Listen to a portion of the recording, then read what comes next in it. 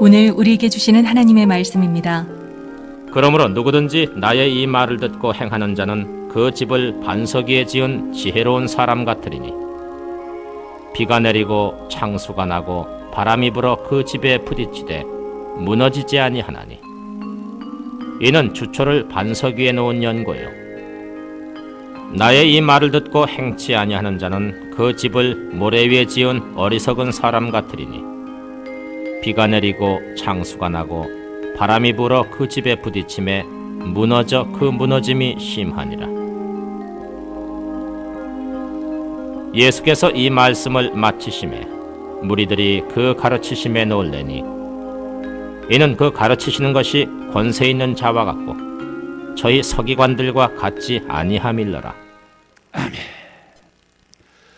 오늘 말씀의 본문은 우리가 잘 알고 있는 산상수훈의 결론입니다. 그 주옥 같은 천국 복음을 들려주신 결론, 지혜로운 건축자와 어리석은 건축자 두 사람의 비유였습니다. 우리 속담에 구슬이 서말이어도 꿰어야 보배다. 아무리 주옥 같은 말씀이라도 한 귀로 듣고 한 귀로 흘려버리면 아무것도 되지를 못한다는 것이지요. 이제 54일간 지속된 긴 장마가 오늘로 끝난다는 뉴스 보도를 보았습니다. 집중호우가 중부 지역에 내려서 물난리에 물난리를 우리가 안타깝게 소식들을 보았습니다. 산사태가 일어나고 홍수가 지고 농경지에 물이 범람하며 심지어는 축사가 물에 잠기며 소들이 축사 지붕으로 피난을 간 이런 일까지 우리는 뉴스를 통해 보았습니다. 요즘 뉴스가 얼마나 상세한지, 저 무거운 소가 어떻게 지붕으로 올라갔을까, 그걸 다 설명을 해주더라고요. 물이 불어나면서 축사에 가름막이 있어서 밖으로 나오지를 못하는데 물이 차니까 그걸 넘어가게 되었고, 물이 더 차면서 처마 끝까지 물이 차자 소들이 키를 쓰고 살아남기 위해 지붕에 올라간 모습이었다는 거지요. 그런데 이거 아십니까? 홍수에 소와 말이 떠내려가면 소는 살지만 말은 죽는다는 겁니다. 소들은 우직해 보여도 홍수가 졌을 때 물살에 자기 몸을 맡기고 떠내려 간대요. 떠내려 가다가 섬을 만나거나 또 물살이 바뀌면서 바깥쪽으로 물이 흘러갈 때 그렇게 해서 밖으로 탈출을 시도해낸다 그래요. 그런데 말은 물에 홍수에 휩쓸리면 자기 힘을 믿고 헤쳐나오려고 발버둥을 친다는 거예요. 근데 우리도 경험하지만 물을 이길 장사는 없지요. 그렇게 말은 자기 힘을 믿고 그러다가 기진을 해서 익사를 한다는 거예요. 참, 일이 그렇다는 거예요. 예. 1994년 한강에 있는 성수대교가 이렇게 붕괴되었습니다. 1년여 동안 조사를 마친 결과가 발표되었을 때 신문에는 이런 제목의 칼럼이 실려요. 다리가 무너진 것이 아니라 사람의 양심이 무너졌다. 조사를 해보니까 보이는 데는 다 설계대로 시공이 된 거예요. 그런데 보이지 않는 물속, 기초를 깊이 파내려가서 이제 강물이 흘러가면서 밑에 바닥들이 파여지는데 그것이 아무리 그렇게 돼도 바닥이 드러나지 않을 만큼 깊이 기초를 넣도록 돼 있는데 보이지 않는 곳이니까 적당히 했다는 거예요. 그래서 이거를 조사할 때도 다른 교각이 거의 공중에 떠 있는 현상이 나타났다는 거예요. 제가 이 성수대교 붕괴를 잊을 수 없는 저희 가정의 개인적인 일이 있어요. 이것이 무너진 시간이 오전 8시경 출근 시간이었어요. 그런데 그 전날 저녁 8시경에 제가 우리 가족들을 다 태우고 이 다리를 건넜어요. 시간적으로 보면 저희 가족이 건넌 지 약 12시간 만에 12시간 후에 붕괴가 된 거예요. 이 붕괴된 날이 저희가 미국으로 출발하는 날이었어요. 그래서 아침을 가족들하고 먹으면서 TV를 보는데 갑자기 속보 뉴스가 나오는 성수대교가 붕괴됐다는 거예요. 어제 저녁 8시 여기를 건너왔는데. 예? 그리고 미국을 가서 지내는데 1년이 채 되지 않아 강남에 있는 삼풍백화점이 붕괴됐다는 거예요. 미국으로 들어가기 전 서울에서 섬기던 교회가 이 지역에 있었어요. 성도님들이 여기를 자주 가는 걸 제가 알고 있었기 때문에 소식을 듣자 교회로 연락을 했지. 어려움 당한 가정은 없는지 했더니 다행히 이 시간에 어려움을 당한 가정은 없었다는 또 소식을 듣게 됐어요. 이 삼풍백화점은 불법 증축이 문제가 돼가지고 무게를 견디지 못하다가 스스로 무너져 내린, 예, 이미 조짐들이 여러 차례 경고가 있었지만은 안 무너진다고, 괜찮다고 하다가 결국은 이런 참상이 벌어졌습니다. 요즘은 어떤지 모르겠지만 제가 운전면허증을 따던 80년대는 이제 정해진 그 운전면허장에 가가지고 필기 시험을 보지요. 합격을 하면 이어서 실기 시험을 보게 돼요. 그리고 이제 합격을 하면 마지막 1시간 시청각 교육이 있더라고요. 그 시청각 교육이 뭐냐 하면 졸다 운전한 사고 영상, 음주하고 낸 사고 영상, 방심하다 낸 사고 영상, 처참한 현장에 그것을 보니까 아주 운전하고 싶은 마음이 하나도 없어지는, 예. 왜 그런 것을 보여줄까요? 조심하지 않으면, 방심하지 않으면, 방심하게 되면 이런 일이 생긴다는 것을 미리 알려주고 경고해 주는 거지요. 우리 주님께서 여러분과 제가 무너지지 않는 인생이 되기 위해 이 두 건축자의 비유를 그 주옥 같은 산상수훈의 결론으로 들려주셨던 거예요. 그러면 먼저 이 지혜로운 건축자와 어리석은 건축자의 차이가 무엇이었는가? 첫 번째는 똑같이 말씀을 들었어요. 근데 한 건축자는 듣고 행하였고 어리석은 건축자는 들었지만 한 귀로 듣고 한 귀로 흘려버리고 행치 않았다는 거예요.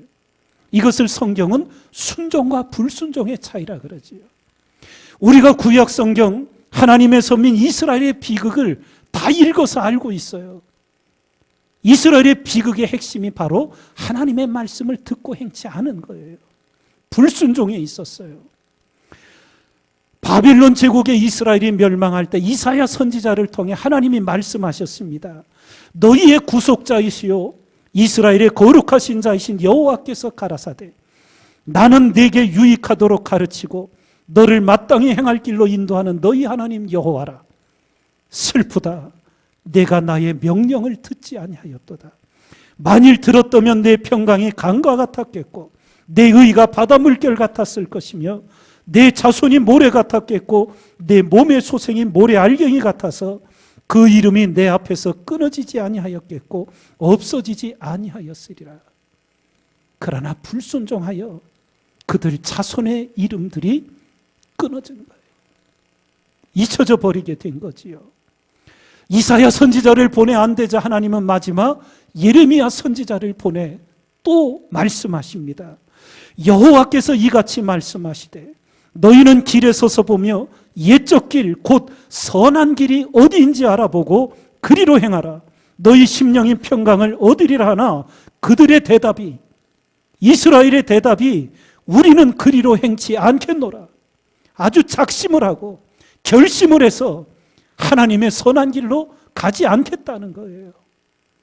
내가 또 너희 귀에 파수꾼을 세웠으니 나팔소리, 경고의 나팔소리를 들으라 하나 그들의 대답이 우리는 듣지 않겠노라. 아주 의도적으로 계획적으로 듣지 않겠다고. 땅이여 들으라. 내가 이 백성에게 재앙을 내리리니 이것이 그들의 생각의 결과라. 그들이 내 말을 듣지 아니하며 내 법을 버렸음이니라. 온 것은 멸망이요 비극이었습니다. 성경은 우리에게 자신을 속이는 자가 되지 말라 하십니다. 너희는 도를 행하는 자가 되고 듣기만 하여 자신을 속이는 자가 되지 말라. 사람이 귀를 돌이키고 율법을 듣지 아니하면 그의 기도도 가증하니라. 19세기 바이올린의 거장 사라사테가 있습니다. 학창시절 지고인 엘파이즌 바이올린 곡을 처음 들었을 때 감격이 지금도 생생합니다. 그 감동적인 곡을 작곡을 했고 직접 연주를 했던 사라사테, 수많은 음악가들과 사람들이 그를 천재 바이올리니스트라고 칭찬을 했답니다. 그런데 정작 본인 자신은 이렇게 말합니다. 27년간 단 하루도 빼놓지 않고 매일같이 14시간씩 연습을 했는데 내가 천재라고. 자신은 노력한 음악까지 그저 몇 번 해보고 단번에 뭘 하는 그런 천재가 아니었다는 거예요. 사랑하는 성도 여러분, 매일 말씀을 배우고 말씀을 읽히고 매일 말씀을 쫓아 살아가는 것, 이보다 귀한 삶은 없습니다. 여러분과 저 모두 하나님의 말씀을 생명과 같이 여겨 그 말씀을 마음에 새기고 일마다 때마다 그 말씀을 청종하여 순종하여 살아가는 지혜로운 건축자가 되어야 될 줄 믿습니다. 이렇게 두 건축자의 차이가 무엇이었는지 두 번째 말씀하시기를, 지혜로운 건축자는 반석 위에, 그러나 어리석은 건축자는 모래 위에 집을 지었다는 거지요. 모든 것에 있어서 기초의 중요성은 아무리 강조해도 지나침이 없다는 것을 우리 모두 알고 있어요. 평상시에는 반석 위에 집을 지은 집이나 모래 위에 지은 집이나 아무 문제가 없어 보입니다. 그러나 인생에는 좋은 날만 있는 것이 아니지요. 어려움이 꼭 닥칩니다. 비가 내리고 창수나가 나고 바람이 불면 두 집은 극과 극의 모습으로 대비가 됩니다. 사상두각이라는 말을 많이 들어보셨지요. 모래 위에 세운 높은 건물이라는 뜻인데 겉모양은 반듯하나 기초가 약하여 오래가지 못하는 것을 뜻합니다. 여러분과 저에게 하나님 주신 크신 은혜, 영원한 반석, 만세 반석 예수 그리스도를 보내주셨습니다. 사도 바울은 반석이신 예수 그리스도를 출애굽 여정 속에 있었던 일을 회상하며 고린도 교회 성도들에게 이렇게 설명합니다. 형제들아, 너희가 알지 못하기를 내가 원치 아니하노니 우리 조상들이 다 구름 아래 있고 바다 가운데로 지나며 모세에게 속하여 다 구름과 바다, 홍해에서 세례를 받고 다 같은 신령한 식물, 만나를 먹으며 다 같은 신령한 음료, 반석에서 물이 터져나온 음료를 마셨으니 이는 저희를 따르는 신령한 반석으로부터 마셨음에 그 반석은 곧 그리스도시라. 예. 가이사랴 빌립보 지역에서 주님이 제자들에게 물으시지요. 너희는 나를 누구라 하느냐? 그러자 베드로가 하나님의 은혜 속에 주는 그리스도시요 살아계신 하나님의 아들이시니다. 위대한 신앙 고백을 합니다. 그때 예수님께서 베드로를 칭찬하시며 또 내가 네게 이르노니 너는 베드로라. 내가 이 반석 위에 이 신앙 고백 말씀의 반석 위에 내 교회를 세우리니 음부의 권세가 이기지 못하리라. 예수 그리스도 반석을 우리에게 주셨습니다. 인생과 신앙의 길에 수많은 물음이 일어나지요. 100가지 물음, 1000가지 물음, 10,000가지 물음, 그 이상의 물음이 있다 해도 해답은 예수 그리스도뿐입니다. 여호와께서 집을 세우지 아니하시면 세우는 자의 수고가 없다며 여호와께서 성을 지키지 아니하시면 파수꾼의 경성함이 허사로다. 한 미국 군인 아내의 변화된 이야기를 나눕니다. 군인인 남편을 따라 캘리포니아 사막 지역으로 이사를 갔는데 낮에는 그늘에서도 40도가 넘는 지역입니다. 남편이 훈련 명령을 받고 떠나고 2주간 홀로 지내는데 외로움과 원시적 환경 속에 견디다 못한 그녀는 친정집으로 가자고자 어머니에게 편지를 썼습니다. 그런데 얼마 후 어머니로부터 단 2줄짜리 답장이 당도합니다. 두 사람이 감옥 창살을 통해 바깥을 보고 있었다. 한 사람은 땅을 보고 다른 사람은 별을 보았단다. 그녀는 어머니의 짧은 답장을 읽고 또 읽으며 그러다 마침내 자신이 부끄럽게 느껴지기 시작했답니다. 결국 그녀는 땅이 아닌 별을 바라보기로 결심했고 사막을 연구하면서부터 그 사막은 황량하고 쓸쓸한 곳에서 아름답고 기묘한 곳으로 바뀌었습니다. 제가 석양 치는 것을 참 좋아해서 산책을 하고 그 석양을 보고 기도하고 또 묵상하며 하는 것이 습관처럼 되어 있는데 여태까지 제가 본 석양의 가장 아름다운 것은 사막에서 본 노을이었습니다. 사막에서 본 여름 밤하늘의 별, 하나님 아니었으면 안 왔습니다. 여러분한테 거기 그냥 거기서 살았을 거예요. 하나님만 아니었다면. 그녀는 사막의 선인장과 조슈아 나무를 연구하며 결국 책까지 펴내는 사람이 됩니다. 무엇이 변한 것입니까? 사막이 변했나요? 더위가 바뀌어서 시원해졌나요? 아니었어요. 바뀐 것은 오직 하나, 그녀의 마음이었습니다. 예수 그리스도는 오늘도 여러분과 저 우리 마음의 태도를 근본적으로 거듭나게 하십니다. 부정에서 긍정으로, 불평에서 감사로, 불가능에서 가능으로 변화시켜 주십니다. 영어 단어에 impossible이라는 불가능한이라는 뜻을 아시지요? 근데 거기에 점 하나를 찍으니까 정반대의 말이 되는 거예요. 사도 바울이 성령의 충만함 속에 빌립보 교인들에게 보냈던 편지, 내가 비천에 처할 줄도 알고 풍부에 처할 줄도 알아. 모든 일에 배부르며 배고픔과 풍부와 궁핍에도 일체의 비결을 배웠노라. 내게 능력 주시는 자 안에서 내가 모든 것을 할 수 있느니라. 예수께서 이르시되 할 수 있거든이 무슨 말이냐?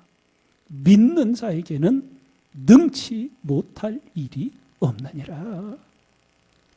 바로 이 말씀의 반석 위에, 예수 그리스도의 반석 위에 우리 인생을 세우게 될 때 우리는 영원히 무너지지 않는 은혜 가운데 있게 될 줄 믿습니다.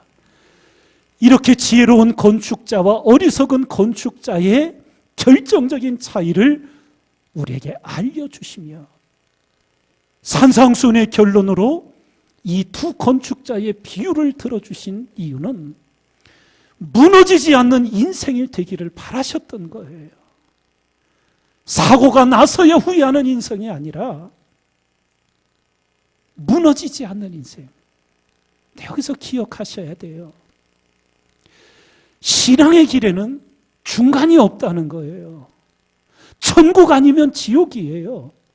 하나님께 속하지 않으면 사단에게 속한 거예요. 그래서 저는 그것을 이렇게 표현하여 강조해 드렸지요.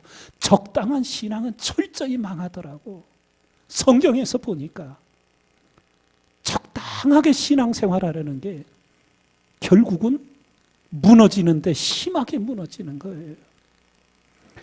피터 셰퍼의 연극 가운데 아마데우스라는 것이 있어요. 저는 이것을 연극으로는 보지 못하고 영화로 제작되어서 많은 아카데미 상을 받게 되지요. 영화를 보고 이 내용을 알게 됐어요. 주인공은 음악가 살리엘인데 평범한 실력을 지녔지만 위대한 음악적 재능을 갈망하는 궁정 음악가입니다. 매일 십자가 아래서 하나님께 기도하고 음악을 통해 하나님께 영광을 돌리게 해달라고 그렇게 살아가던 사람이었어요. 그런데 어느 날 천박하고 유치한 어린애 같은 모차르트가 나타나 연주하는데 한마디로 천재인 거예요. 새롭게 작곡을 해와서 연주를 하는데 이거는 일반 음악가가 할 수 없는 거예요. 모차르트의 천재성을 보게 되자 질투에 사로잡혀 하나님께 이렇게 항변합니다. 하나님은 저의 마음속에 숭고한 음악을 창조하고자 하는 열망과 천재성을 알아볼 수 있는 분별력을 넣어주셨으면서 그런 음악을 창조할 수 있는 재능을 주시지 않았습니다. 그렇게 제 자신은 영원히 평범하다는 것을 알게 하셨습니다. 그런데 날이 가면 갈수록 모차르트의 이름은 높이 올라가고 자신은 잊혀지는 존재가 되는 거예요. 결국 살리에리는 질투의 분노심으로 하나님께 선전포고합니다. 지금부터 우리 당신과 저는 서로 적입니다. 이제부터는 당신으로부터 아무것도 받지 않을 것입니다. 듣고 계십니까? 사람들은 말하지요. 하나님은 만홀히 여김을 받지 않으신다고요. 제가 말하는데 사람도 만홀히 여김을 받지 않습니다. 당신은 제 적입니다. 그리고 맹세합니다. 마지막 숨이 끊어지는 순간까지 할 수 있는 한 이 땅에서 당신을 방해할 거라고요. 하나님께 저항하는 살리에리의 최종적인 복수 행각은 자기 목에 스스로 칼을 꽂아 자살한 것이었습니다. 예수 그리스도의 반석 위에 세우지 못한 인생은 무너져도 그냥 무너지는 정도가 아니라 심하게 무너진다고. 둘 중에 하나라고 주님이 경고해 주시는 거예요. 나의 이 말을 듣고 행치 아니하는 자는 그 집을 모래 위에 지은 어리석은 사람 같으리니 비가 내리고 창수가 나고 바람이 불어 그 집에 부딪힘에 무너져 그 무너짐이 심하니라. 성경에 심하게 무너지는 비극의 주인공들이 여럿 있지요. 그 중에 대표적인 주님의 12제자였지만 망한 가룟 유다, 그를 향해 주님이 이렇게 말씀합니다. 인자는 자기에게 대하여 기록된 대로 가거니와 인자를 파는 그 사람에게는 화가 있으리로다. 그 사람은 차라리 나지 아니하였다면 제게 좋을 뻔하였느니라. 여러분과 제가 주님의 산상순의 결론 두 건축자의 비유를 통해 마음에 새기고 새겨야 할 경고는 예수 그리스도의 반석 위에 우리 인생의 집을 세우지 못하면 여러분과 저도 차라리 나지 않았으면 좋을 뻔하였다는 이 결론에 이르고 말 것이라는 겁니다. 하나님께서 여러분과 저에게 은혜를 주셨는데 대저 의인은 7번 넘어질지라도 다시 일어나려니와 하나님이 다시 붙들어 일으켜 주시는 거예요. 그러나 악인은 재앙으로 인하여 엎드러지느니라. 내 원수가 넘어질 때에 즐거워하지 말며 그가 엎드러질 때에 마음에 기뻐하지 말라. 너는 행악자의 득이함을 인하여 분을 품지 말며 악인의 형통을 부러워하지 말라. 대저 행악자는 장래가 없겠고 악인의 등불은 꺼지리라. 우리 사회가 집 문제가 사회적인 큰 이슈가 되었지요. 한 주 전 한 신문에 만화사파로 사회의 일을 보여주는 만화를 아주 재밌게 봤어요. 오려서 노트에도 붙여놨어요. 뭐라고 만화를 그렸냐면 한 초등학교 시험 문제. 우리나라에서 가장 높은 산은 어디입니까? 답은 부동산. 우리나라에서 가장 높은 산, 부동산이래요.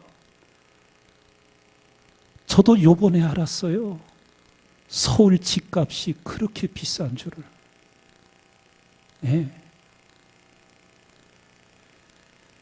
세상이 보기에 아무리 좋은 집, 아무리 비싼 집에 살아도 예수 그리스도의 반석 위에 세우지 못한 자는 그 어느 날 차라리 나지 않았으면 좋을 뻔하여 무너지는 정도가 아니라 심하게 무너질 수밖에 없다는 것. 여러분과 저 모두 주님의 경고를 겸손히 들으며 하루하루 우리 인생의 걸음을 예수 그리스도의 반석 위에 세우고 걸어가는 가장 복된 그리스도인 우리 모두가 되기를 주님의 이름으로 축원드립니다.